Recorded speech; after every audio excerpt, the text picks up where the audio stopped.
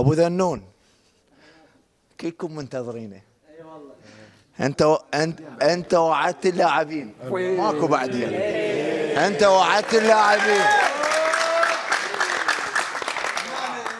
انا ما راح اقول انت شو وعدتهم، اريدك انت تقول شو وعدتهم. عندي مايك. يلا احكي تفضل. يا اخي حضرة المذيع انت قوي. ماكو. هاي من الحين قام يقول طبعا اول شيء ان بغداد يكون لهم تكريم. هم شافوا اكو احد الاخوان اللي دخل ايضا قال انه انا اكرمهم بسيارات. تعرف احنا هنا ما شاء الله تجارنا والناس المتمكنه ما تقصر ابدا، لان الفرحه عندهم حتى التكريم مالهم يكونون فرحتين.